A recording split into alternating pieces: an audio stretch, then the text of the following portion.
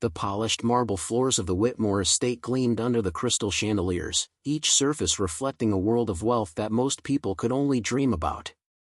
But that evening, as CEO Daniel Whitmore's black Mercedes pulled through the iron gates 3 hours earlier than expected, something felt different. The house stood quiet, almost too quiet, and when he stepped through the heavy oak doors, his leather briefcase still in hand, he heard it. A voice. Soft, patient, and coming from upstairs. From his daughter's bedroom. His blood ran cold.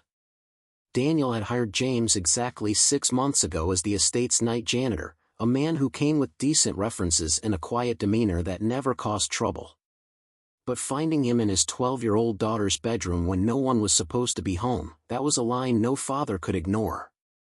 Daniel's jaw clenched as he climbed the spiral staircase, each step deliberate, his heart pounding with a mixture of rage and fear that made his hands shake. What he saw when he reached the doorway, however, would shatter every assumption he had made, and reveal a truth that would change everything. Before we jump back in, tell us where you're tuning in from, and if this story touches you, make sure you're subscribed because tomorrow, I've saved something extra special for you. The Whitmore mansion sat on the edge of Riverside, a gated community where old money whispered through tree-lined streets and everyone knew everyone else's business, or at least pretended to. Daniel Whitmore had built his empire from the ground up, starting with a single software patent in his garage 20 years ago and turning it into Whitmore Tech Solutions, a company now worth over $2 billion. His days were filled with board meetings, investor calls, and decisions that affected thousands of employees across 3 continents. His nights, however, were supposed to be filled with family, with his daughter Emily, a bright, creative girl who loved art and asked questions that made him think. But lately, those nights had been swallowed by more meetings, more flights, more deals that couldn't wait. His wife Lauren had passed away 4 years ago after a brutal fight with cancer, leaving Daniel to navigate fatherhood alone while running a corporate giant.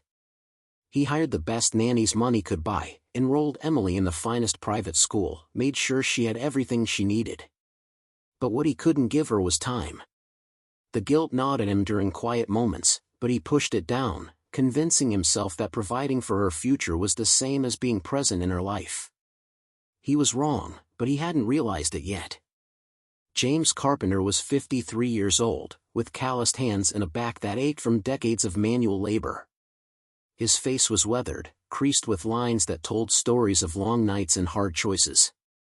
He wore the standard navy blue janitorial uniform provided by the estate management company, his name stitched in faded yellow thread over his chest pocket. Most people who passed him in the hallways didn't bother to make eye contact. To them, he was invisible, just another worker who emptied trash bins and mopped floors after everyone else had gone to bed. But James didn't mind. Invisibility had its advantages. It let him observe, listen, and understand the rhythms of the house in ways that others never could. He had taken the job at the Whitmore estate because he needed the money. His own daughter, Sarah, was in her 2nd year at State University studying nursing, and every paycheck James earned went toward her tuition and living expenses.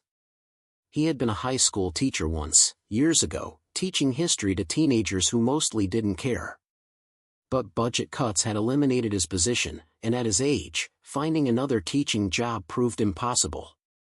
So he cleaned buildings, scrubbed toilets, and carried the weight of shattered dreams with a quiet dignity that most people mistook for simplicity. Emily Whitmore was 12, caught in that awkward space between childhood and adolescence where everything felt too big and too confusing.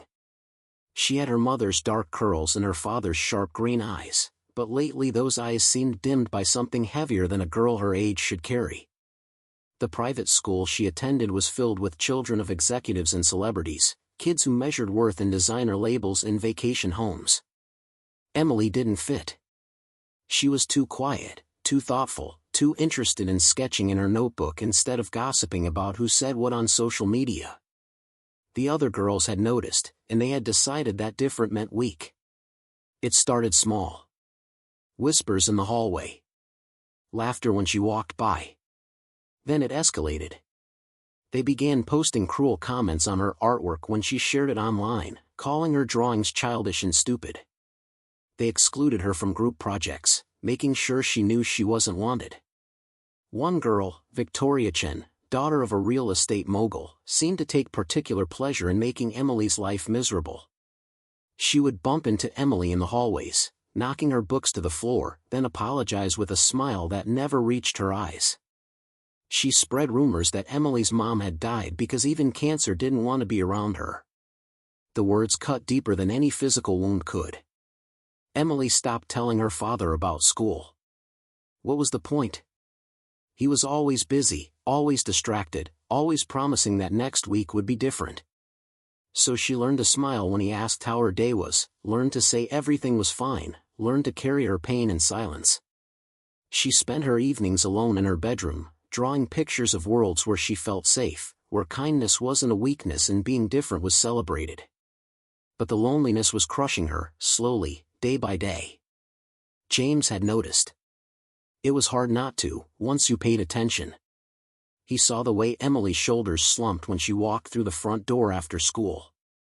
He noticed the sketchbooks she left scattered around the house, filled with beautiful drawings that no one seemed to acknowledge. He heard her crying sometimes, late at night when she thought everyone was asleep, soft sobs that broke his heart because they reminded him of his own daughter during her difficult years. One evening, about 3 months into his employment, James was cleaning the upstairs hallway when he found Emily sitting on the floor outside her bedroom, her back against the wall, tears streaming down her face. She looked up at him with red, swollen eyes, and for a moment neither of them spoke. Most adults would have walked away, would have convinced themselves it wasn't their business. But James had been a teacher. He had spent years learning to recognize when a child was drowning. Preparing and narrating this story took us a lot of time, so if you are enjoying it, subscribe to our channel. It means a lot to us. Now, back to the story. He sat down beside her, his old knees protesting, and didn't say anything at first. He just sat there, present, letting her know she wasn't alone. After a long silence, Emily whispered that she wished she could disappear. James felt his chest tighten. He asked her gently what was wrong, and slowly, haltingly, she told him. She told him about Victoria and the other girls. About the comments and the isolation. About feeling worthless and unwanted. She told him things she had never told her father because she didn't want to be another problem he had to solve. James listened. Really listened. Not with the distracted half-attention of someone waiting for their turn to talk, but with the full presence of someone who understood that sometimes being heard is the first step toward healing. When she finished, he told her something he had learned long ago. He told her that cruelty often comes from people who are empty inside, people who try to fill that emptiness by making others feel small. He told her that her worth wasn't determined by people who didn't have the courage to be kind.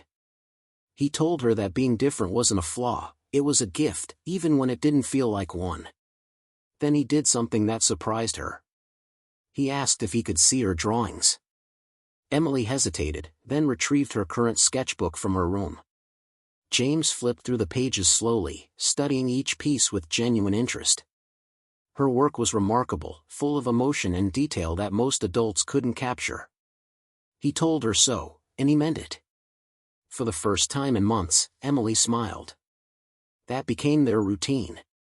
Several nights a week, after James finished his cleaning duties, he would spend 30 minutes with Emily, usually in the library or the sitting room near her bedroom. They would talk about art, about books, about life. James shared stories from his years as a teacher, and Emily shared her dreams of maybe becoming an illustrator someday. He encouraged her to keep creating, to not let anyone dim her light. He taught her that resilience wasn't about being unaffected by cruelty. It was about refusing to let cruelty define you. James also did something else. He began teaching Emily techniques he had learned from his years of helping struggling students. He taught her how to reframe negative thoughts, how to build emotional boundaries, how to find her voice when she felt voiceless. They practiced responses to bullying scenarios, role-playing until she felt more confident. He reminded her that asking for help wasn't weakness, it was wisdom. Slowly, carefully, James helped Emily begin to heal. But they kept their conversations private. Not because there was anything inappropriate happening, but because Emily needed something that was hers, something separate from her father's overwhelming world. James understood that. He had seen too many well-meaning parents accidentally bulldoze the fragile trust their children were trying to build. So when Daniel was home, which wasn't often, James remained the invisible janitor, and Emily remained the quiet daughter. Neither mentioned the sanctuary they had created in the spaces between. Daniel, meanwhile, remained oblivious. He noticed that Emily seemed slightly happier lately, more animated at breakfast on the rare mornings he was home. He assumed it was just her growing up, finding her footing. It never occurred to him to dig deeper, to ask questions beyond the surface-level pleasantries. He was too busy closing a merger deal with a Japanese tech firm, too consumed with quarterly earnings reports and shareholder expectations. He told himself he was doing this for Emily, building a legacy she could inherit. But deep down, in moments of painful honesty, he knew he was also hiding. Hiding from the grief of losing Lauren. Hiding from the fear that he might fail as a father the way he never failed in business. The truth was, Daniel was terrified of his daughter's emotions. Business made sense. Emotions didn't. So he kept his distance, convincing himself that providing material comfort was enough. Then came that Tuesday evening in late September. Daniel had been in Boston for 3 days, negotiating contracts that would expand Whitmore Tech Solutions into new markets. The meetings had gone well, better than expected, and they finished early. Instead of staying for the celebratory dinner his team had planned, Daniel felt a sudden, overwhelming urge to go home. To see Emily. To maybe, finally, have one of those father-daughter conversations he kept promising himself he would make time for. He caught a flight that landed at 6:15, texted his driver that he would take his own car from the executive parking lot, and drove through the darkening streets toward Riverside. The house staff wasn't expecting him. Emily wasn't expecting him. He had wanted to surprise her, to show up and maybe take her out for ice cream like they used to do when she was little, before everything became so complicated. The gate recognized his car and opened automatically. The circular driveway was empty except for the housekeeper's modest sedan, parked near the service entrance. Daniel pulled up to the front steps, grabbed his briefcase, and walked through the heavy oak doors into the marble-floored foyer. The house was quiet. Too quiet. The housekeeper, Mrs. Chen, was probably in the kitchen preparing dinner. Emily should have been doing homework in the study or watching something on the television in the den. But then he heard it. A voice. Male. Coming from upstairs. From the direction of Emily's bedroom. Daniel's entire body went rigid. His mind immediately went to the darkest possibilities, the scenarios that every parent fears. An intruder. A threat. Someone who had no business being anywhere near his daughter. He set his briefcase down silently, his hands trembling with a mixture of fear and rage that made his vision narrow. He moved toward the stairs, his expensive Italian shoes soundless on the thick carpet runner. As he climbed, the voice became clearer. It was calm, patient, talking about something Daniel couldn't quite make out. He recognized it vaguely as belonging to someone on staff, but in that moment, it didn't matter. Whoever it was had crossed a boundary that should never be crossed. Daniel's fists clenched. His breathing quickened. Every protective instinct he possessed roared to life. He reached the top of the stairs and moved down the hallway toward Emily's room. The door was partially open, light spilling into the corridor. Daniel's heart hammered in his chest. He prepared himself to charge in, to protect his daughter from whatever threat awaited. But something made him pause at the threshold. Some instinct told him to look before he acted. What he saw stopped him cold. James, the night janitor, was sitting on the floor of Emily's bedroom, his back against the wall, his uniform slightly rumpled from a long day. Emily sat across from him, cross-legged, her sketchbook open between them. They were talking, but not in the way Daniel had feared. James was pointing to something in the sketchbook, his weathered face animated with genuine interest. Emily was smiling, actually smiling, in a way Daniel hadn't seen in years. Her eyes were bright, engaged, alive. James was saying something about perspective in art, about how the viewer's position changes everything. He was explaining it with the patience of someone who had done this before, who understood how to make complex ideas accessible. Emily was listening, absorbing every word, occasionally asking questions that James answered thoughtfully. Daniel stood frozen in the doorway, invisible for once, watching a scene that made no sense to him. This was the janitor. The man paid to clean toilets and empty trash. What was he doing teaching his daughter about art? What was he doing in her bedroom at all? But even as the questions formed, Daniel couldn't ignore what he was seeing. His daughter, who barely spoke to him anymore, was having the kind of deep, meaningful conversation that Daniel had forgotten how to have with her. Then James said something that made Daniel's chest tighten. He told Emily that her latest drawing, a piece showing a girl standing alone in a crowded hallway, was one of the most emotionally honest pieces of art he had ever seen. He told her that great artists don't hide from pain, they transform it into something beautiful.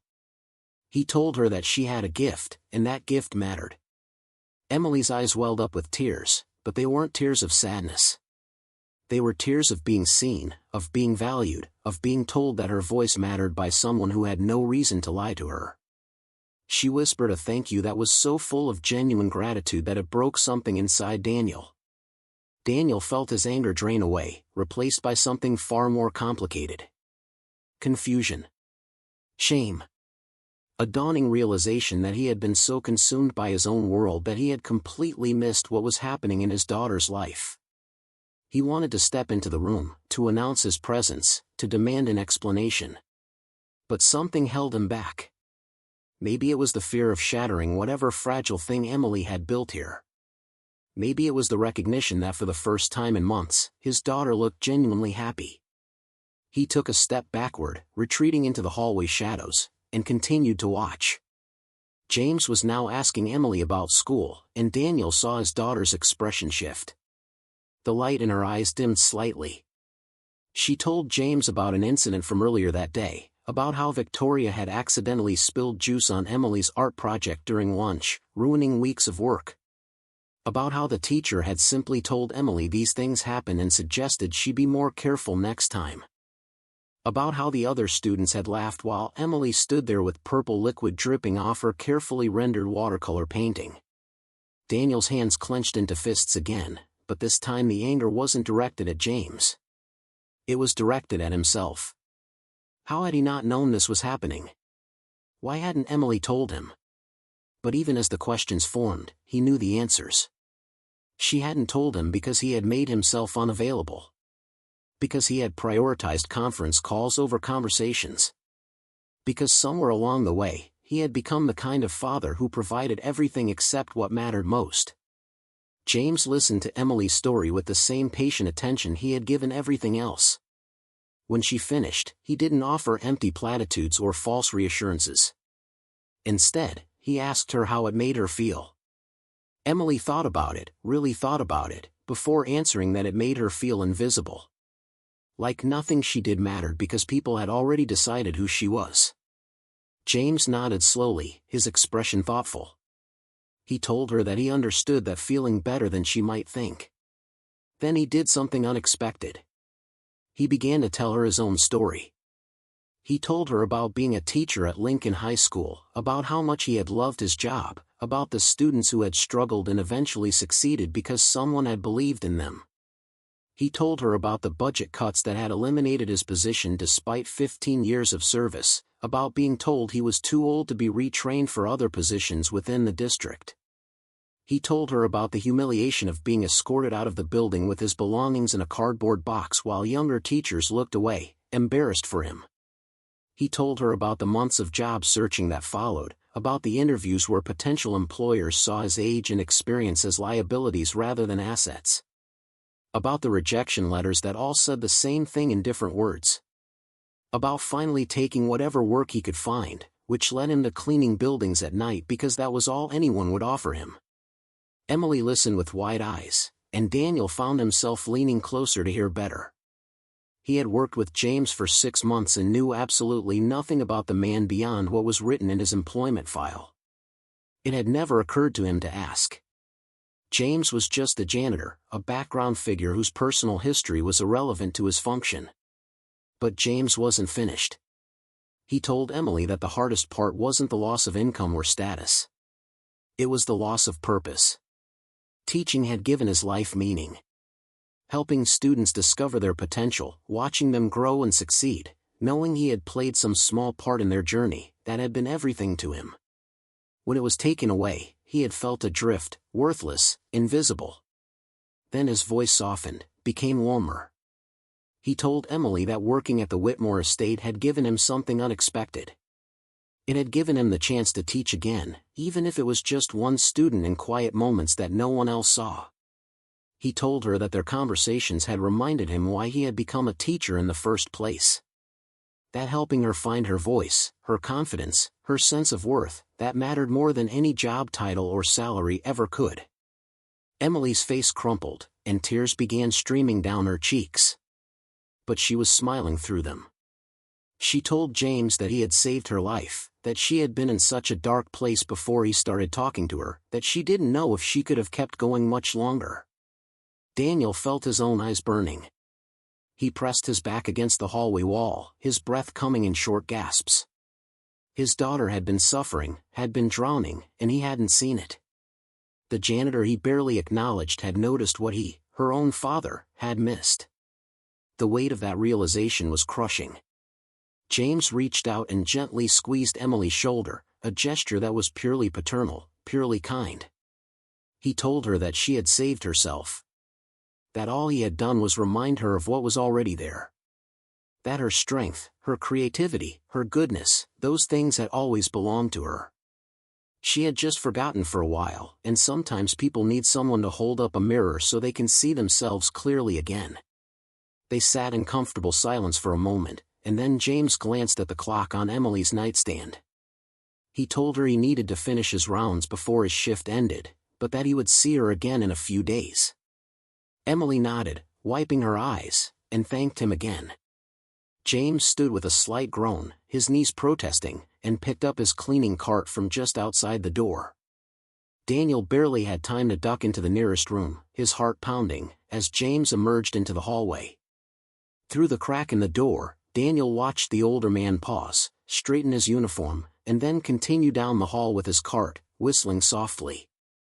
There was a quiet dignity in the way James carried himself, a sense of purpose that had nothing to do with the menial nature of his work.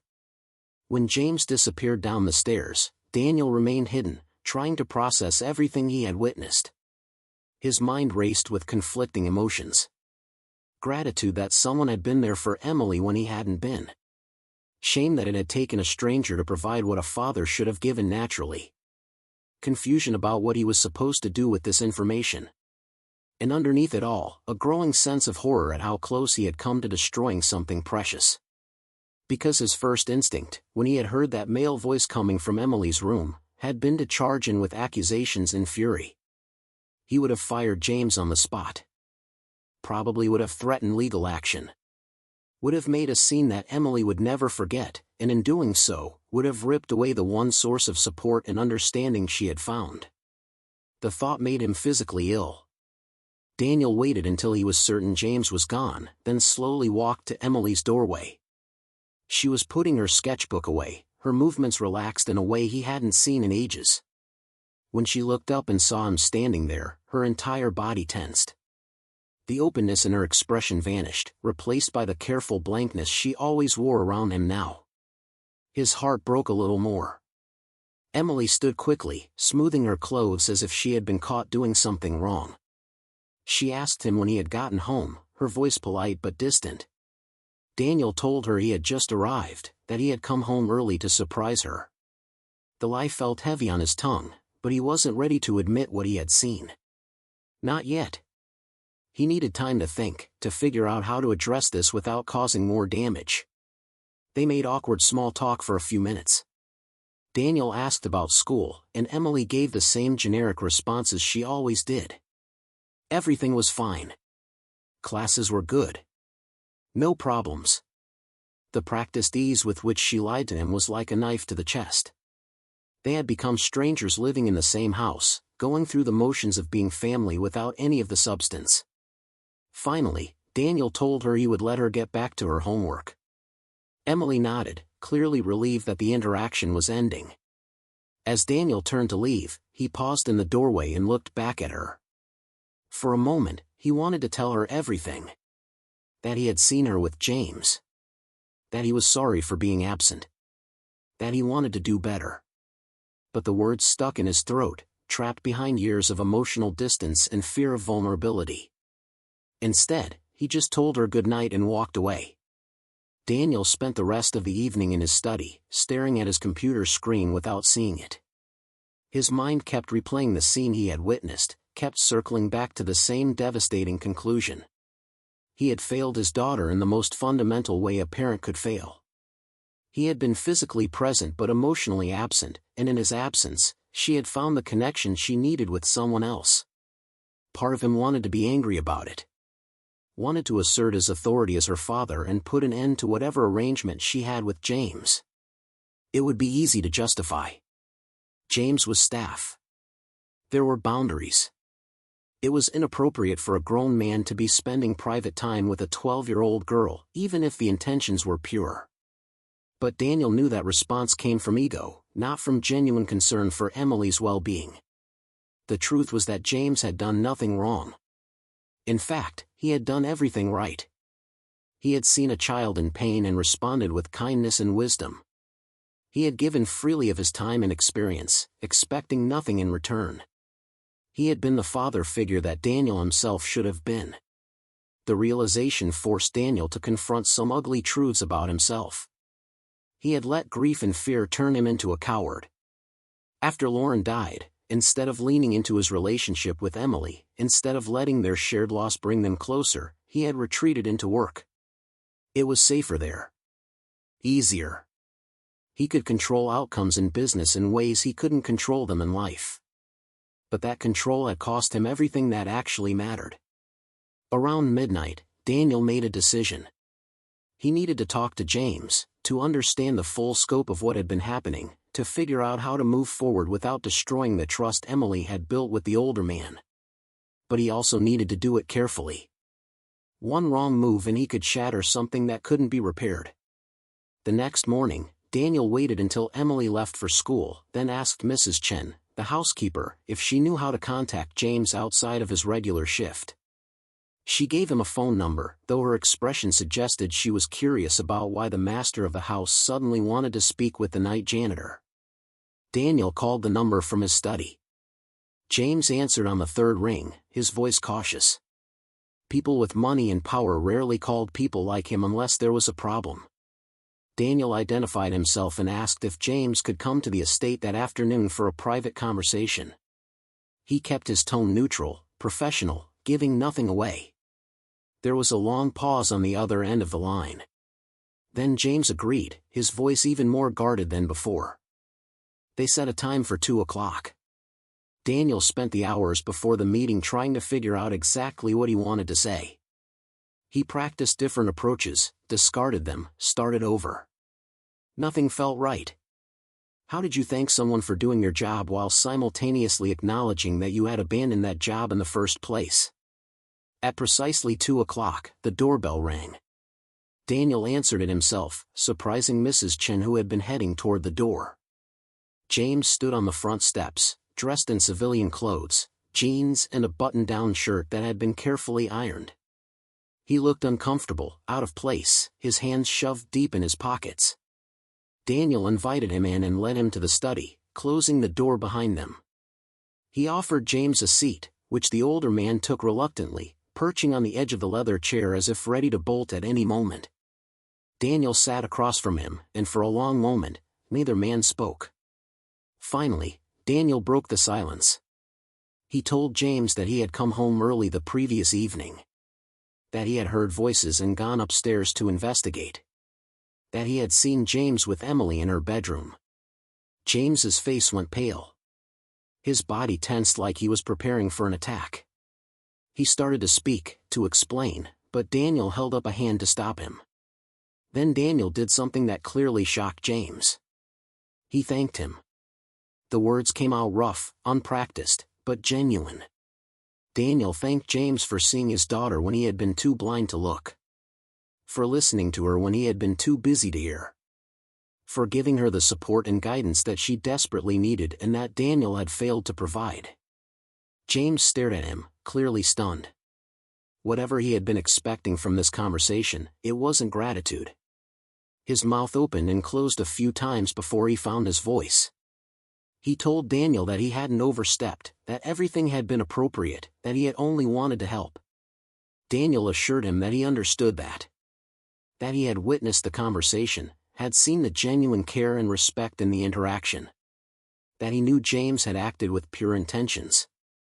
Then Daniel asked James to tell him everything. About how it had started.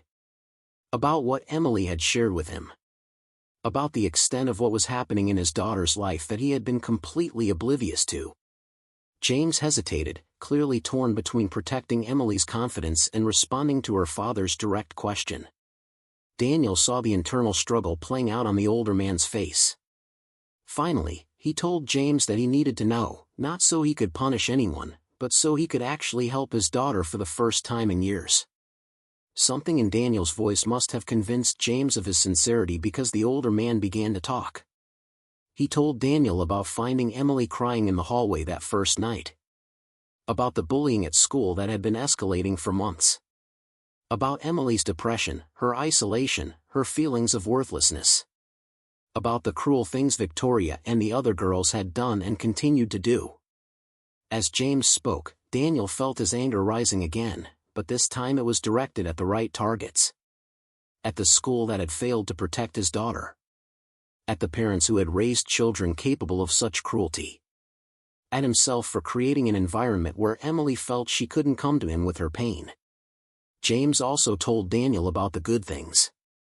About Emily's incredible artistic talent. About her kindness and empathy despite everything she had been through. About her resilience and intelligence. About the progress she had made in recent months, slowly building her confidence back up. He told Daniel that Emily was an extraordinary young woman who just needed someone to believe in her, to see her value when she couldn't see it herself. He said it with such conviction, such obvious pride, that Daniel realized James had come to care deeply for Emily in a way that went beyond obligation or pity. When James finished, Daniel sat in silence, processing everything he had learned. The picture that emerged was devastating. His daughter had been suffering intensely for months, possibly longer, and he had noticed nothing. He had been so focused on building an empire that he had let his family crumble. Daniel asked James what he should do. The question came out almost desperate. Here was a man who had built a multi-billion-dollar company, who commanded rooms full of powerful executives, who made decisions that shaped industries, and he was asking a janitor for advice on how to be a father. James considered the question carefully before responding. He told Daniel that Emily didn't need grand gestures or expensive gifts. She needed presence. She needed someone who would listen without trying to immediately fix everything. She needed to know that her feelings mattered, that her experiences were valid, that she wasn't alone. He suggested that Daniel start small. Show up for dinner every night, even if it meant leaving work unfinished. Ask questions and actually wait for the answers. Pay attention to the things Emily cared about, her art, her interests, the small details of her daily life. Be patient, because trust that had been broken took time to rebuild. James also gently suggested that Daniel might want to look into what was happening at Emily's school. That the administration needed to take the bullying seriously. That Emily needed to know her father would advocate for her, would stand up for her, would take her concerns seriously even when others dismissed them. Daniel absorbed all of this, grateful for the roadmap even as he felt ashamed that he needed one. He asked James if he would continue to spend time with Emily, at least during the transition. He admitted that he didn't want to take away the one stable support system she had, even as he worked to become the father she deserved. James looked surprised by the request. He asked if Daniel was certain, if he was comfortable with the arrangement continuing. Daniel told him that he was. That he had seen the positive impact James had on Emily, and that his own ego was less important than his daughter's well-being. They talked for another hour, establishing boundaries and expectations that would make everyone comfortable. James would continue his visits but would keep Daniel informed about any serious concerns. Daniel would start being more present at home and would work on rebuilding his relationship with Emily. They would both focus on supporting her through what was clearly a difficult time. As James prepared to leave, Daniel stopped him with one more question. He asked why James had done it. Why he had invested so much time and emotional energy into a child who wasn't his responsibility. Why he had gone so far beyond what his job required. James smiled, a sad, knowing smile. He told Daniel that when you're a teacher, really a teacher, it's not something you can turn off. You see a kid who's struggling and you have to help. It's not about obligation or reward. It's about recognizing that every child deserves at least one person who believes in them, who sees their potential, who refuses to give up on them. He told Daniel that Emily had reminded him why he became a teacher in the first place. That helping her had given his life purpose again after years of feeling like he didn't matter. That in a strange way, she had saved him as much as he had helped her. The two men shook hands at the door, and Daniel watched James walk to his modest sedan parked at the end of the driveway. As the car disappeared through the gates, Daniel felt the full weight of everything settle on his shoulders. He had been given a second chance, an opportunity to be the father Emily needed. But he also knew that second chances came with no guarantees. He would have to earn back her trust one day at a time, one conversation at a time, one moment of genuine presence at a time. That evening, for the first time in months, Daniel was home for dinner. He had cleared his schedule, delegated urgent matters to his executive team, and made it clear that unless the building was literally on fire, he was not to be disturbed. Emily looked shocked when she came downstairs and found him setting the table alongside Mrs. Chen. They ate together, just the two of them in the formal dining room that rarely saw use.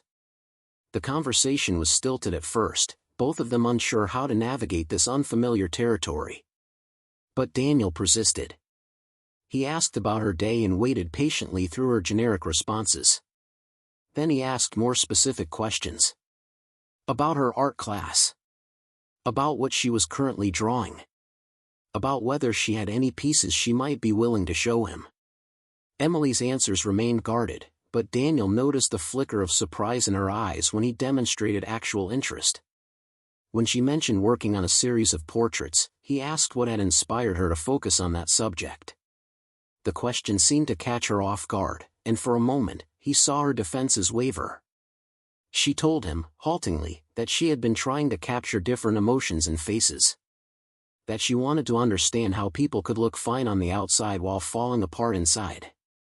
The comment was clearly personal, clearly drawn from her own experience, and Daniel had to fight to keep his expression neutral even as his heart broke.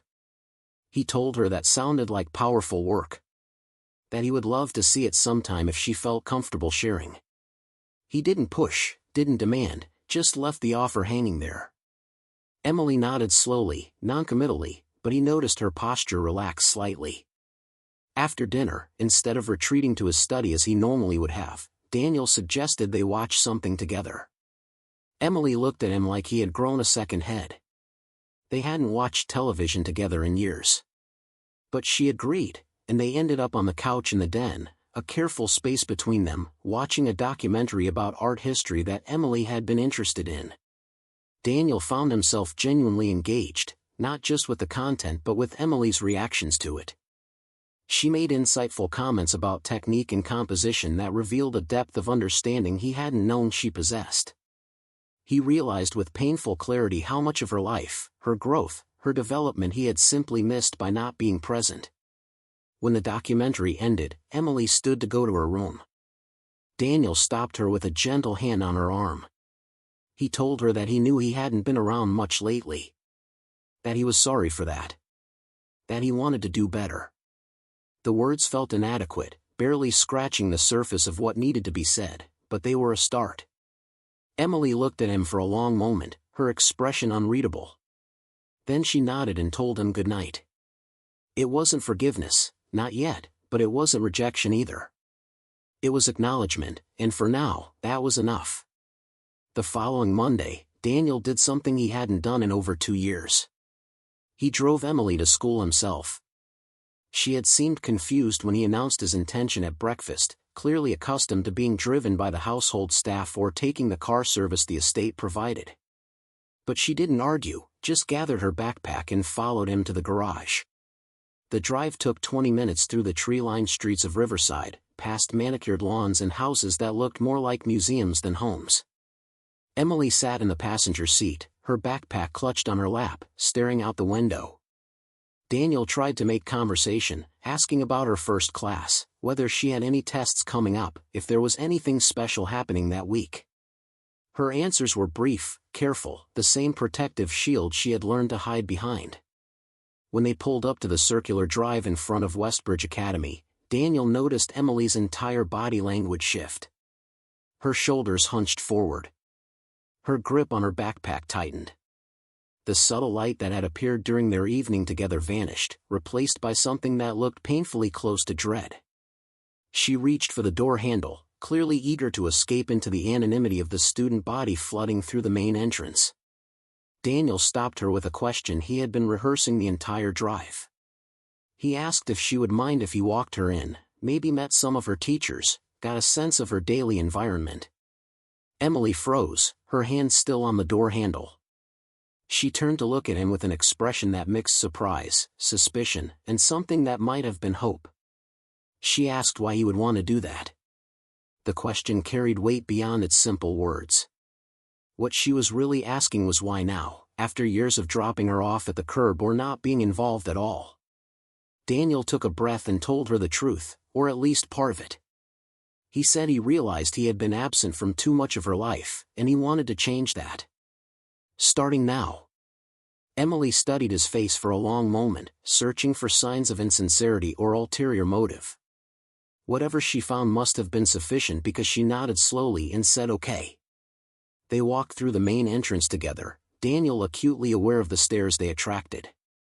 Parents knew who he was. Daniel Whitmore, the billionaire tech mogul, rarely made appearances at school functions, and certainly never for something as mundane as a Monday morning drop-off. The interior of Westbridge Academy gleamed with the kind of polish that came from substantial endowments and tuition fees that rivaled college costs. Marble floors, high ceilings with ornate molding, display cases filled with student achievements and athletic trophies.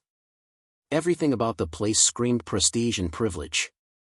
But as Daniel walked beside his daughter through the crowded hallways, he began to notice things that the expensive veneer couldn't hide. He noticed the way certain groups of students clustered together, their body language creating invisible walls that kept others out. He noticed the students who walked alone, heads down, trying to be invisible. He noticed the subtle hierarchies at play, the way some kids commanded space and attention while others seemed to shrink into themselves.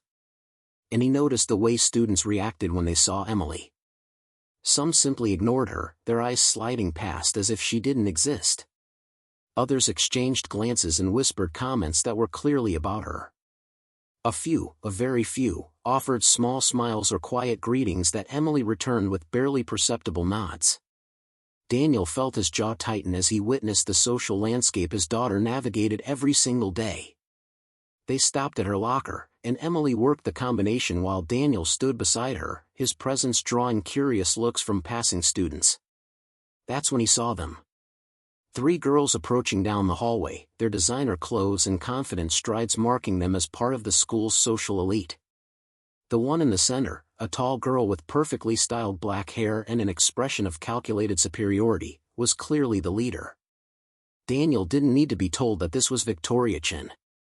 He could see it in the way Emily's hands fumbled with her locker, in the way her breathing quickened slightly, in the micro-expression of fear that flashed across her face before she could hide it behind practiced indifference. Victoria and her friends stopped a few feet away, their attention fixed on Emily. The ringleader's eyes flickered to Daniel, and he saw the quick calculation happening behind them. She recognized him, knew who he was, and was clearly weighing whether his presence changed the usual dynamics. Victoria's smile was sugar-sweet and completely hollow. She greeted Emily with false warmth, asking how her weekend had been, whether she had recovered from the unfortunate juice incident at lunch last week. The way she phrased it made the deliberate destruction of Emily's art project sound like an accident, complete with a sympathetic head tilt that made Daniel's blood boil. Emily mumbled something noncommittal, still facing her locker, clearly hoping the interaction would end quickly. But Victoria wasn't finished. She turned her attention to Daniel, introducing herself with the practiced charm of someone who had been trained in social manipulation from birth. She mentioned that her father, Richard Chen, sat on the board of several tech companies and had spoken highly of Whitmore Tech Solutions. Daniel recognized the name. Richard Chen owned half the commercial real estate in the state and had a reputation for ruthless business practices. Like father, like daughter, apparently. He acknowledged Victoria's introduction with cool politeness but offered nothing more, his attention returning to Emily. Victoria seemed slightly taken aback by his lack of engagement. People in Daniel's position usually responded enthusiastically when she name-dropped her family connections. Her smile tightened fractionally before she recovered. She told Emily she hoped to see her at lunch, the statement carrying an undertone that suggested sitting at certain tables was by invitation only, an invitation Emily clearly didn't have. As Victoria and her friends walked away, their laughter drifting back down the hallway, Daniel watched his daughter's shoulders slump in relief. He asked quietly if those were the girls James had mentioned. Emily's head snapped up, her eyes wide with shock and what looked like betrayal. She asked how he knew about that, her voice barely above a whisper. Daniel realized his mistake immediately. He had revealed knowledge he shouldn't have without Emily's permission. He took a breath and decided that if he was going to rebuild trust, it had to start with honesty. He told Emily that he had seen her with James a few nights ago. That he had overheard their conversation. That he had spoken with James afterward. Emily's face cycled through several emotions. Shock, embarrassment, fear, and finally anger. She demanded to know if he had fired James, her voice rising enough to draw attention from nearby students. Daniel quickly assured her that no, James still worked at the estate and would continue to do so. That their conversations could continue if she wanted them to. The relief that washed over Emily's face was profound, but it was quickly replaced by wariness. She asked why he had been spying on her, why he was suddenly interested in her life now when he had ignored it for so long. The questions were fair, cutting, and delivered with a directness that reminded Daniel painfully of her mother. He told her they should talk about this later, somewhere more private. The hallway was filling with students heading to first period, and this conversation deserved better than to happen surrounded by the same people who had made Emily's life miserable. Emily looked like she wanted to argue, but the warning bell rang, and she reluctantly agreed to talk that evening. Before she could leave, Daniel stopped her with one more question. He asked who her guidance counselor was, and whether the school administration was aware of what had been happening with Victoria and the others. Emily's expression turned bitter. She told him she had tried reporting it once, months ago. The counselor had called it typical middle school social dynamics and suggested Emily try being more outgoing, making more of an effort to fit in. The counselor had essentially blamed Emily for her own bullying, and when nothing changed except that Victoria found out about the report and made things worse, Emily had learned that asking adults for help was pointless. She had stopped trying. Daniel felt rage building in his chest, but he forced himself to remain calm. He told Emily he would like to schedule a meeting with her teachers and the administration. Emily looked horrified, insisting that would only make things worse, that Victoria would make her pay for it. Daniel understood her fear, but he also knew that silence only protected bullies. He promised Emily that he would handle it carefully, that he wouldn't do anything that would put her in a worse position. He asked her to trust him, recognizing even as he said it how much he was asking given how little he had earned that trust. Emily looked skeptical but eventually nodded, too tired to argue and too late for class to continue the discussion. Daniel watched her disappear into the flood of students, then turned and walked back toward the administrative offices. The headmaster's secretary seemed flustered by his unannounced appearance, immediately asking if he had an appointment. Daniel replied that he didn't need one and would wait until the headmaster was available. His tone made it clear that waiting was a courtesy, not a necessity. Dr. Philip Morrison, the headmaster of Westbridge Academy, appeared within 5 minutes. He was a silver-haired man in his 60s who carried himself with the self-importance of someone accustomed to being the most powerful person in his small domain. He greeted Daniel with effusive warmth, shaking his hand vigorously and ushering him into an office decorated with diplomas, awards, and photographs of Dr. Morrison with various influential people. Daniel declined the offer of coffee and got straight to the point.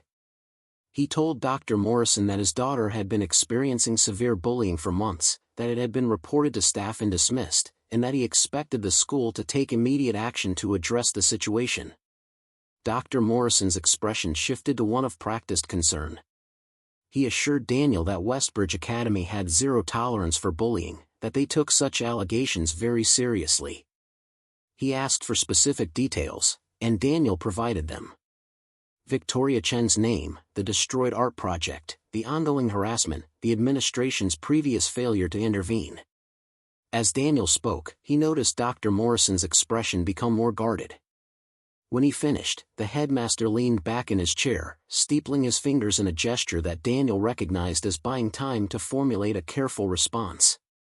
Dr. Morrison suggested that sometimes young people, especially sensitive artistic types, could misinterpret normal social interactions as hostile. The implication was clear. He was suggesting Emily was overreacting, being too sensitive, making problems out of normal middle school dynamics. It was the same dismissive attitude the guidance counselor had apparently taken, and Daniel felt his carefully controlled anger surge forward. He leaned forward, his voice dropping to a tone he reserved for negotiations where the other party had seriously miscalculated their position. He told Dr. Morrison that his daughter was not misinterpreting anything. That deliberate destruction of property and sustained harassment were not normal social interactions. That if the school couldn't or wouldn't protect its students from abuse, then perhaps parents needed to know that their substantial tuition payments were buying their children access to an environment where cruelty was tolerated as long as it came from the right families. The threat was unspoken but unmistakable. Daniel Whitmore had the resources and connections to make the school's failure to address bullying a very public problem. Dr. Morrison's face tightened. He began to backpedal, assuring Daniel that of course the school would investigate thoroughly. That appropriate measures would be taken. That student safety was their highest priority. Daniel wasn't satisfied with vague assurances.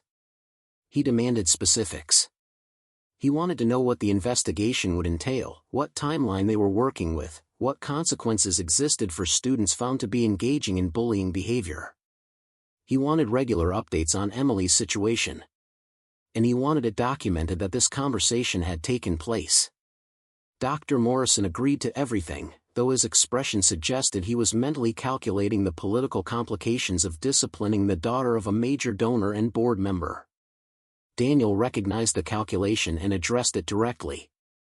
He told Dr. Morrison that if Richard Chen's position on the board was preventing appropriate action, then perhaps the composition of that board needed to be reconsidered. It was a power play, and they both knew it. Daniel had never been particularly involved in Westbridge's governance, but his wealth and influence far exceeded Chen's.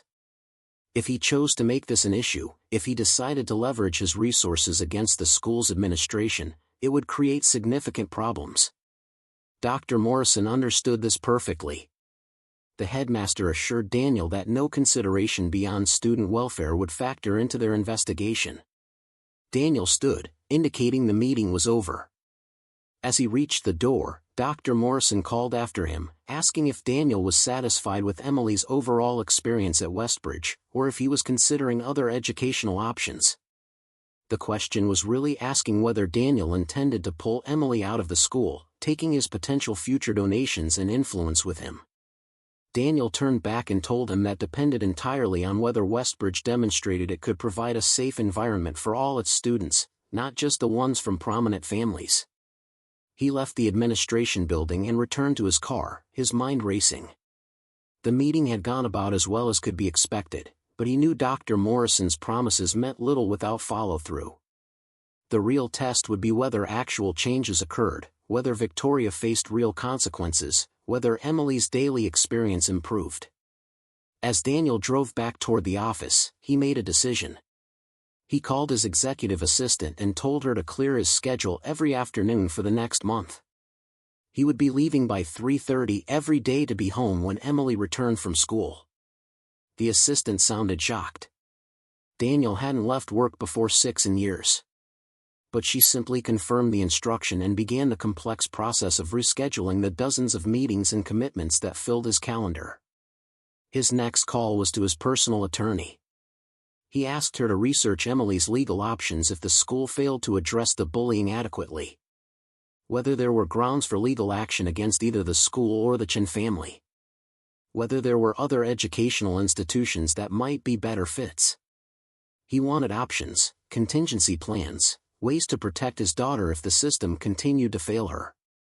The attorney promised to have information within 48 hours. Daniel thanked her and ended the call, then sat in his parked car outside Whitmore Tech headquarters, staring at the gleaming glass building that represented his life's work. He had poured everything into building this company, convincing himself it was for Emily's future, for her security. But what good was financial security if she was emotionally destroyed? What was the point of building an empire if he lost his daughter in the process? The realizations kept coming, each one more painful than the last, stripping away the justifications he had built around his absence. Daniel finally went inside and tried to focus on work, but his concentration was fractured. He found himself checking his phone repeatedly, wondering how Emily's day was going, whether the conversation with Dr. Morrison had triggered any immediate fallout. His mind kept drifting back to the image of her shoulders slumping when Victoria approached, the practiced way she had made herself smaller, invisible. At 3:15, he shut down his computer and left the office, ignoring the surprised looks from his team. He arrived home at 3:45, 15 minutes before Emily's usual arrival time. Mrs. Chen seemed startled to see him, clearly accustomed to having the house to herself until evening. When Emily walked through the door at 4, she froze at the sight of her father sitting in the living room, clearly waiting for her. The wariness in her expression cut him deeply. She asked if something was wrong, because in her experience, her father being home at this hour could only mean bad news. Daniel told her nothing was wrong, that he had simply wanted to be home when she got back from school. That he wanted to hear about her day. Emily looked at him like he had suggested something completely absurd, which perhaps he had given their history. She set her backpack down slowly, still watching him with suspicion. She told him her day was fine, the same generic response she always gave. But Daniel didn't let it end there. He asked specific questions. How had her classes gone? Had she seen Victoria again? Had there been any fallout from his presence that morning? Emily perched on the edge of the couch, maintaining distance between them. She admitted that Victoria had been noticeably cold during the one class they shared, but hadn't approached her directly. That several other students had asked about Daniel's visit, clearly curious about why the famously absent father had suddenly appeared. That word was spreading about his meeting with Dr. Morrison, and speculation was rampant about what might happen next. Daniel could hear the anxiety beneath her words. Change was scary, even when the current situation was unbearable. At least Emily knew how to navigate the existing dynamics. His intervention had introduced unpredictability, and unpredictability could be dangerous. He tried to reassure her that he wouldn't let anything happen that would make her situation worse. That Dr. Morrison had committed to investigating and taking appropriate action. But even as he said it, he could see Emily didn't fully believe it. She had learned through bitter experience that adults made promises they didn't keep, that systems protected the powerful rather than the vulnerable. The conversation limped along awkwardly for a while before Emily excused herself to start homework. Daniel let her go, recognizing that pushing too hard would only increase her resistance. Rebuilding trust was going to take time, consistency, and patience, none of which came naturally to someone accustomed to making things happen through sheer force of will. That evening, James arrived for his regular shift. Daniel met him in the kitchen, where the older man was organizing his cleaning supplies. James looked uncomfortable, clearly uncertain about the new dynamic between them. Daniel thanked him for the advice he had given, told him about the meeting with Dr. Morrison, and asked if he had any other suggestions for navigating the complicated situation. James listened carefully, then offered a perspective Daniel hadn't considered. He suggested that while addressing the bullying was important, it was equally important to help Emily build genuine friendships, connections with kids who shared her interests and values. That having allies would make her less vulnerable and give her reasons to look forward to school rather than dreading it. He mentioned that Emily had talked about an art club that met after school on Thursdays, but she had been too intimidated to join. That she worried about being rejected or mocked there too. James suggested that perhaps Daniel could encourage her to give it a try, maybe even offer to pick her up afterwards so she wouldn't have to navigate transportation alone.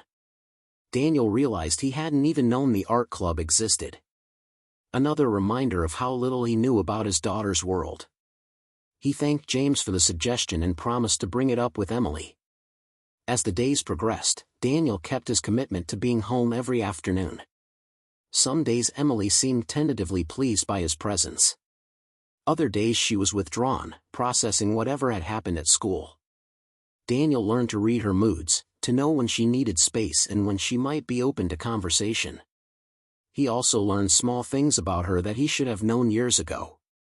That she preferred tea over coffee. That she sketched when she was anxious, filling pages with intricate patterns that helped calm her mind. That she loved old movies, black and white films from the 40s and 50s that she watched late at night when she couldn't sleep. That she had a dry sense of humor that caught him off guard and made him laugh. Slowly, carefully, they began building something that resembled a relationship. 2 weeks after Daniel's meeting with Dr. Morrison, he received a call requesting his presence at the school for a follow-up discussion. Emily had mentioned that Victoria had been called to the principal's office twice in the past week, and that rumors were circulating about potential consequences. The social dynamics at Westbridge were shifting, and not everyone was happy about it. Daniel arrived at the scheduled time and was immediately ushered into a conference room where Dr. Morrison waited alongside 2 other administrators and, surprisingly, Richard Chen. The real estate mogul sat at the far end of the polished table, his posture rigid, his expression barely containing anger. Daniel understood immediately that this wasn't going to be a simple update on the investigation. Dr. Morrison began with carefully worded pleasantries before explaining that the school had completed its review of the incidents involving Emily and Victoria. Multiple students had been interviewed, and evidence had been gathered including screenshots of social media posts and testimony from teachers who had witnessed various interactions. The findings supported Emily's account. Victoria had engaged in sustained harassment, destruction of property, and cyberbullying. Richard Chen interrupted, his voice sharp. He stated that his daughter was being scapegoated for normal adolescent conflicts, that Emily was overly sensitive and had misinterpreted teenage drama as something more sinister. He suggested that perhaps if Emily were more socially adept, if she made more effort to fit in, these issues wouldn't arise. Daniel felt white-hot rage flood through him, but years of high-stakes negotiations had taught him how to weaponize calm. He turned to Chen and spoke with deadly precision. He pointed out that destroying another student's art project wasn't a misunderstanding, it was deliberate vandalism. That organizing campaigns of exclusion and mockery wasn't social dynamics, it was targeted harassment. That if Chen was truly concerned about his daughter's character development, he might want to consider what values he was modeling by defending her cruelty. The temperature in the room dropped several degrees. Dr. Morrison attempted to mediate, suggesting they all wanted what was best for the students involved. Richard Chen stood abruptly, declaring that if the school insisted on punishing Victoria for behavior that was completely normal among children her age, he would be forced to reconsider his family's substantial financial support of Westbridge. It was a threat, pure and simple. Chen was attempting to use his money and board position to protect his daughter from consequences.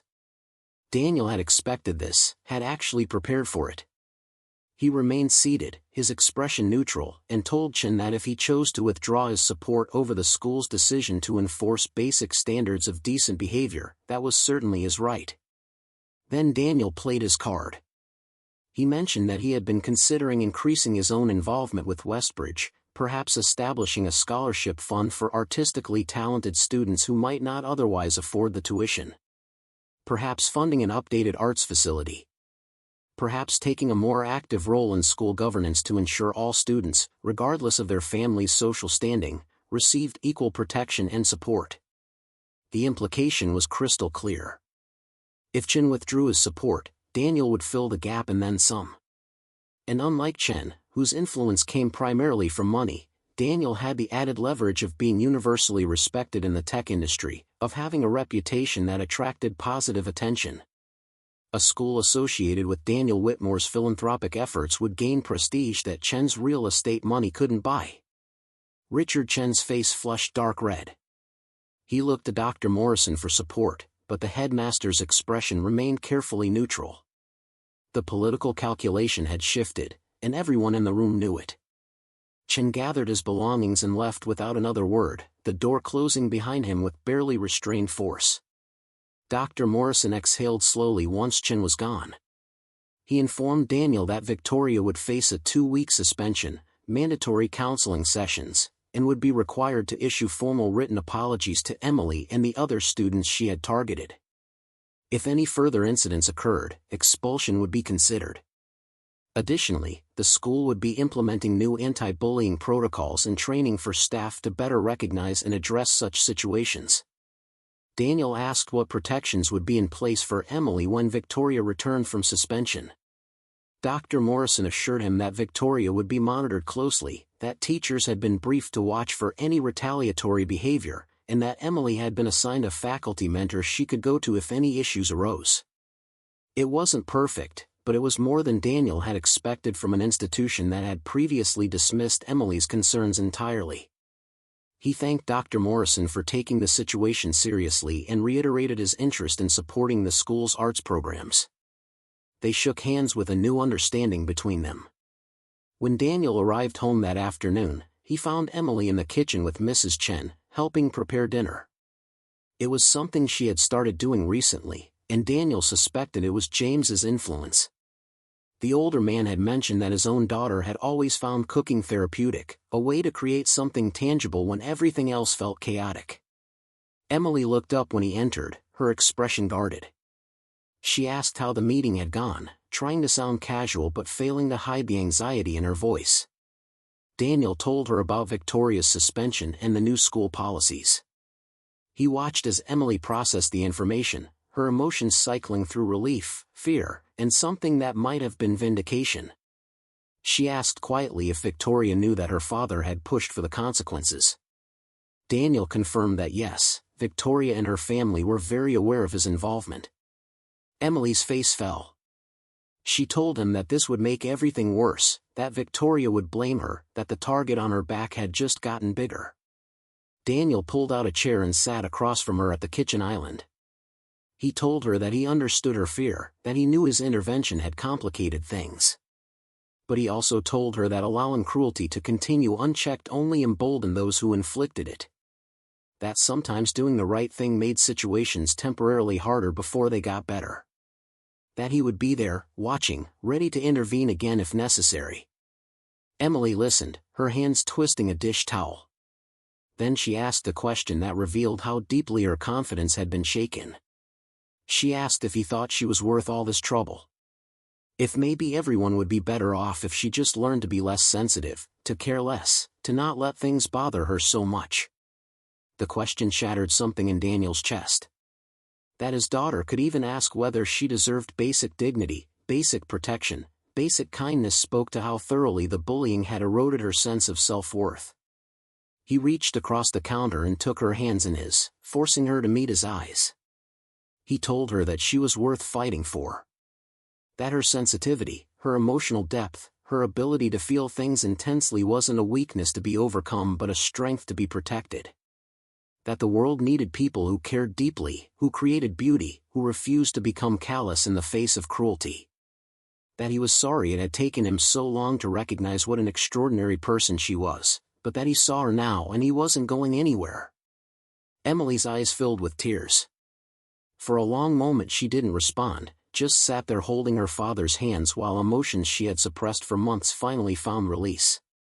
Then she whispered a thank you so soft he almost didn't hear it. Mrs. Chen, who had been pretending not to listen while chopping vegetables, quietly excused herself to give them privacy. Father and daughter sat together in the kitchen as evening light filtered through the windows, having the kind of honest moment that should have happened years ago but was finally happening now. The following Thursday, Daniel reminded Emily about the art club meeting after school. She had been avoiding the subject all week, making excuses about why she couldn't attend. Too much homework. Not feeling well. Needing to work on a project at home. Daniel gently pushed back, suggesting she at least try it once. That if she genuinely didn't enjoy it, he would never bring it up again. But that James had mentioned how much she wanted to be part of it, and it seemed worth overcoming the fear.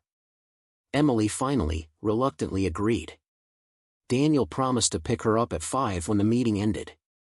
As he watched her walk into school that morning, he saw her pause at the entrance, take a deep breath, and square her shoulders before going inside. It was a small moment of courage that most people would never notice, but Daniel saw it and felt immensely proud. He spent the day distracted, checking his watch repeatedly, wondering how Emily was managing. At 4:45 he left the office and drove to Westbridge, parking in the visitor lot and walking toward the arts building where the club met. Through the windows he could see students scattered around large tables, working on various projects while a teacher circulated offering guidance. He spotted Emily in the back corner, bent over a large sketch pad, her hand moving in confident strokes. Next to her sat another girl, younger, maybe 10 or 11, who kept glancing at Emily's work with obvious admiration. They weren't talking, but there was a comfortable energy between them that suggested the beginning of connection. Daniel waited outside, not wanting to interrupt. When the meeting ended and students began filtering out, Emily emerged with the younger girl still beside her. They were talking now, Emily explaining some technique while the other girl listened intently. When Emily saw her father, she seemed almost disappointed that their conversation had to end. She introduced the girl as Maya, a sixth grader who was new to Westbridge and trying to find her place. Emily had apparently helped her with shading techniques, and Maya had been effusive in her gratitude. They exchanged numbers before parting ways, Maya promising to see Emily at next week's meeting. On the drive home, Emily was more animated than Daniel had seen her in months. She talked about the projects other students were working on, about the teacher who ran the club and seemed to genuinely appreciate different artistic styles. About how it felt good to be in a space where creativity was celebrated rather than mocked. About how Maya reminded her of herself at that age, trying so hard to fit in but never quite managing it. Daniel listened, asking questions, encouraging her to share more. He realized this was what James had meant about helping Emily build genuine connections. One afternoon, one positive experience, and already she seemed lighter, more hopeful. It wasn't a solution to everything she had endured, but it was a beginning. Over the following weeks, a routine established itself. Daniel worked from home 2 days a week, compressing his schedule to maximize time with Emily. On the days he went to the office, he left by mid-afternoon. Emily attended art club every Thursday and had begun forming tentative friendships with several students there, including Maya, who had attached herself to Emily as a mentor figure. James continued his evening visits, though the dynamic had shifted. Now when he and Emily talked, Daniel sometimes joined them, the three of them forming an unlikely alliance focused on Emily's well-being. James shared his teaching experience, Daniel contributed perspective from his own struggles with work-life balance, and Emily slowly opened up about her fears, her hopes, her dreams for the future. Victoria returned from suspension with a carefully composed apology letter that everyone knew had been written by expensive lawyers rather than from genuine remorse. But she kept her distance from Emily, whether from actual understanding of her wrongdoing or simply fear of further consequences, it didn't matter. The harassment stopped, and that was what mattered. The social hierarchy at Westbridge began to shift in subtle ways. Emily's friendship with Maya attracted other students who felt similarly marginalized, kids who were talented or thoughtful but didn't fit the mold of what the school's elite considered acceptable. They formed their own group, bound by shared interests rather than social climbing, and Emily found herself at the center of a community she had helped create. Daniel watched these changes with a mixture of relief and lingering guilt. Relief that Emily was finally finding her footing, building real friendships, discovering that she could be valued for exactly who she was. Guilt that it had taken outside intervention to open his eyes to what she had been experiencing, that he had been so consumed by his own priorities that he had nearly lost her entirely. One evening in late October, Daniel was working in his study when Emily knocked on the door. She asked if she could show him something, and he immediately closed his laptop, giving her his full attention. She had brought her sketchbook, the one she had been working in throughout the past months. Emily sat beside him and began turning pages, narrating the evolution of her work. Early drawings showed isolated figures, faces twisted in pain or blank with numbness. The images were technically skilled but emotionally devastating, visual representations of how she had felt during the worst of the bullying. But as the pages progressed, the imagery changed. The figures gained color, gained dimension, gained hope. She showed him the portrait series she had mentioned before, faces that captured complex emotions with stunning accuracy. Then she reached the most recent pages, drawings she had completed in the past few weeks. These were different. They showed connection.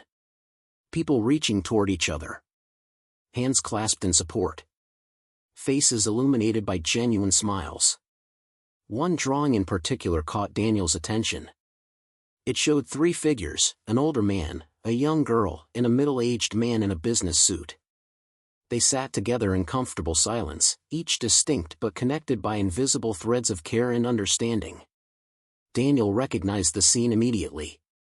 It was them, him, Emily, and James, captured during one of their evening conversations.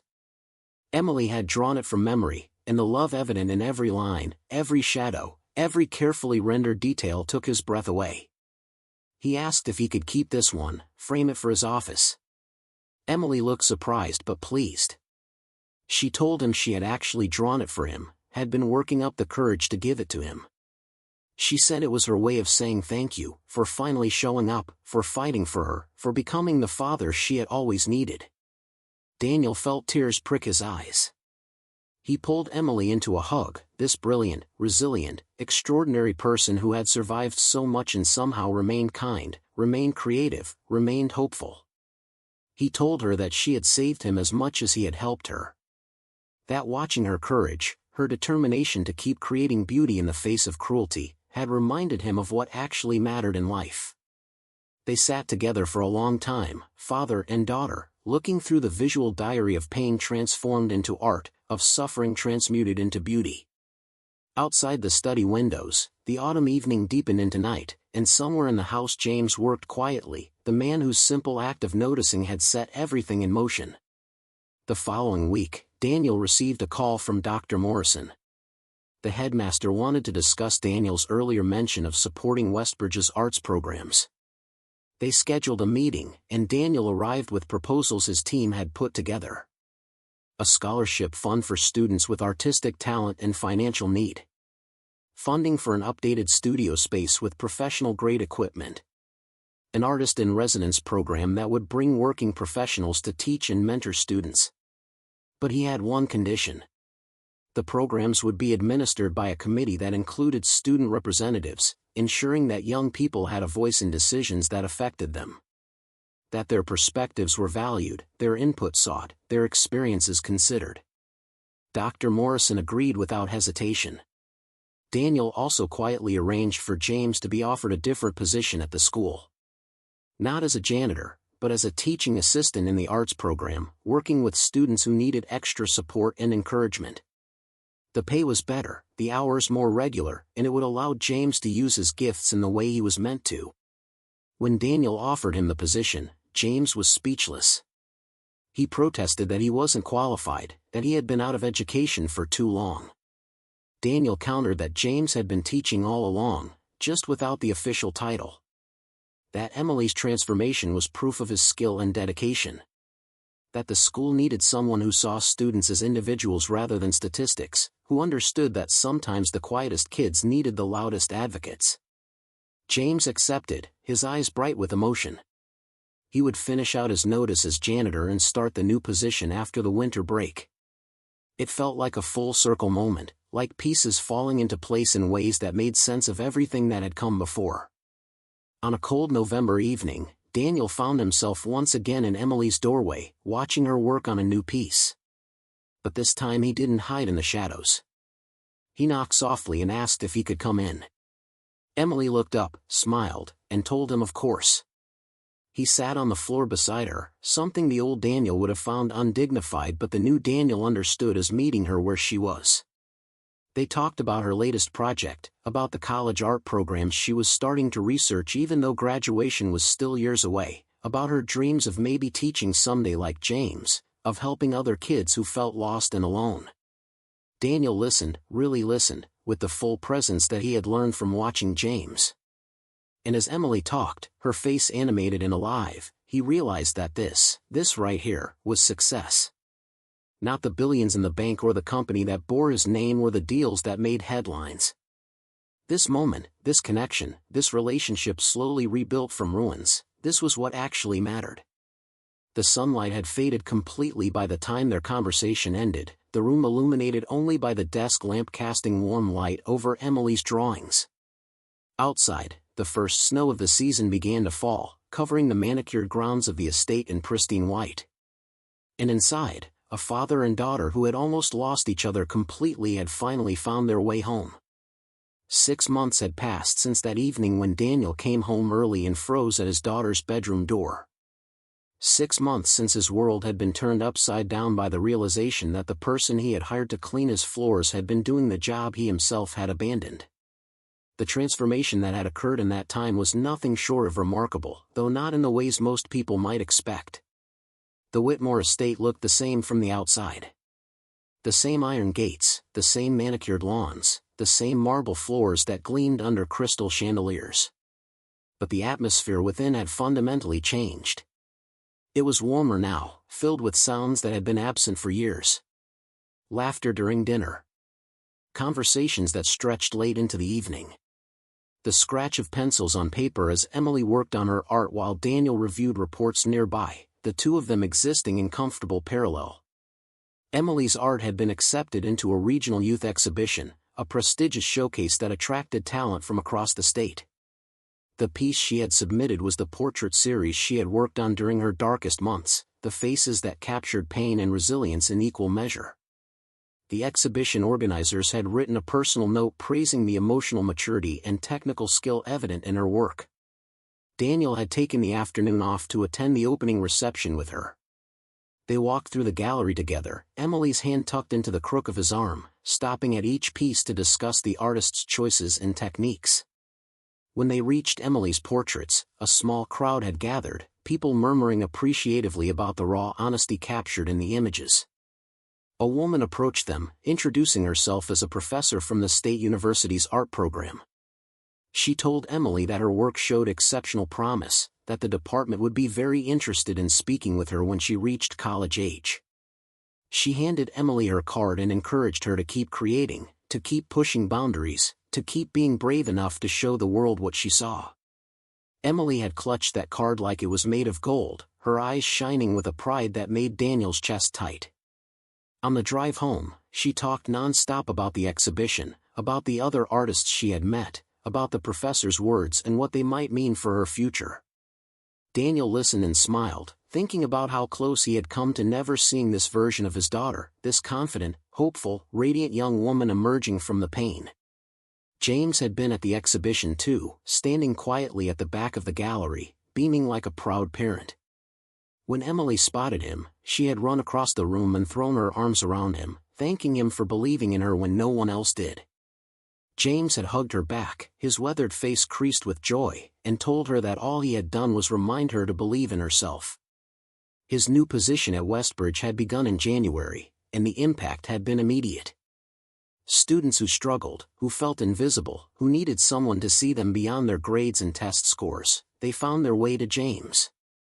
He had a gift for recognizing potential that others missed, for asking the right questions, for creating space where young people felt safe enough to be vulnerable. The administration had initially been skeptical about hiring someone without recent teaching credentials, but James's results spoke for themselves. Students he worked with showed improved engagement, better attendance, higher confidence. Parents began specifically requesting that their children be connected with Mr. Carpenter, the teaching assistant who seemed to work miracles with kids who had previously struggled. Emily had been instrumental in helping James transition into the role. She introduced him to students she thought might benefit from his mentorship, helped him understand the current social dynamics at Westbridge, served as a bridge between his old school teaching methods and the contemporary needs of modern students. Their relationship had evolved into something beautiful, a mutual respect and affection that transcended their initial crisis point connection. Daniel had kept his promise about the arts programs. The new studio space opened in March, equipped with professional lighting, high-quality materials, and technology that allowed students to explore digital art alongside traditional mediums. The scholarship fund had already supported 5 students who otherwise couldn't have afforded Westbridge's tuition, kids with extraordinary talent and limited resources. But perhaps more importantly, the culture at Westbridge had begun to shift. The anti-bullying protocols that had been implemented after Victoria's suspension were actually being enforced. Teachers received training on recognizing different forms of harassment, from overt cruelty to subtle social exclusion. Students found multiple channels for reporting concerns, and those reports were taken seriously. Victoria Chan herself had undergone a transformation of sorts. Whether it was the shock of facing real consequences for the first time in her life, or the mandatory counseling sessions that had forced her to examine her behavior, something had changed. She wasn't friends with Emily, would likely never be, but the active hostility had ceased. She had even, in a moment that surprised everyone, complimented one of Emily's pieces at an art club showing. The gesture was small, probably didn't cost Victoria much, but Emily had recognized it as an olive branch and accepted it gracefully. She told Daniel later that she didn't need Victoria to like her or even fully understand what she had done wrong. She just needed the cruelty to stop, and it had. Maya, the 6th grader Emily had befriended at that first art club meeting, had become like a younger sister to her. Emily spent time teaching her techniques, helping her navigate the complicated social waters of middle school, being for Maya what James had been for her. The mentorship gave Emily purpose, reinforced the lessons she had learned about the importance of seeing and valuing others. Daniel had learned lessons of his own. He had restructured his entire approach to running Whitmore Tech Solutions, delegating more responsibilities to his executive team and setting firm boundaries around his time. He still worked hard, still pursued excellence, still drove the company toward ambitious goals. But he no longer sacrificed his relationship with Emily on the altar of professional achievement. His colleagues had noticed the change. Some thought he had lost his edge, that he was becoming soft. Others recognized what was actually happening, that he was becoming more balanced, more human, more sustainable. His leadership style had evolved to incorporate the emotional intelligence he had learned from watching James, the recognition that people weren't just resources to be managed but individuals to be understood. On a warm April evening, Daniel hosted a small dinner party at the estate. The guest list was unusual by his previous standards. James and his daughter Sarah, who was home on spring break from nursing school. Maya and her parents. Dr. Morrison from Westbridge. A few of Emily's friends from art club. His executive assistant and her family. People who mattered, who had been part of the journey, who understood what the past 6 months had represented. Emily had helped plan the menu, working alongside Mrs. Chen to create dishes that felt personal rather than pretentious. The dining room was decorated with some of her artwork, pieces that told the story of transformation from darkness into light. Conversation flowed easily, laughter punctuating stories shared across the long table. At one point, James stood and offered a toast. He spoke about second chances, about the courage it takes to admit when you've lost your way, about the power of showing up even when it's difficult. He talked about Daniel's willingness to change, to learn, to put his daughter's needs before his ego. He talked about Emily's resilience, her talent, her generous spirit that chose to mentor others rather than become bitter from her own experiences. Then James raised his glass to Daniel and Emily, father and daughter, who had found their way back to each other when it mattered most. Everyone drank, and Daniel found himself blinking back tears for what felt like the 100th time in recent months. He had cried more in the past 6 months than in the previous 6 years, and he was learning that maybe that wasn't weakness but strength. After dinner, guests mingled in the living room and out on the terrace where the evening air carried the scent of blooming flowers. Daniel found himself standing with James, the two men watching through the windows as Emily showed Maya and the other young people her studio space, the converted guest room where she now spent hours creating. Daniel thanked James again, knowing the words were inadequate but needing to say them anyway. James shook his head and replied that no thanks were necessary. That he had been looking for purpose when he took the job cleaning the estate, and he had found it in the most unexpected way. That Emily had given him back something he thought he had lost forever, the ability to make a difference in a young person's life. They stood in companionable silence, two men from completely different worlds who had been brought together by circumstance and stayed connected by choice.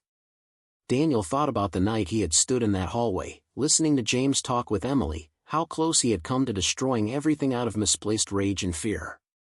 How different life would be now if he had acted on that first instinct instead of pausing to observe, to understand, to question his assumptions. The evening wound down slowly, guests departing with warm goodbyes and promises to do this again soon.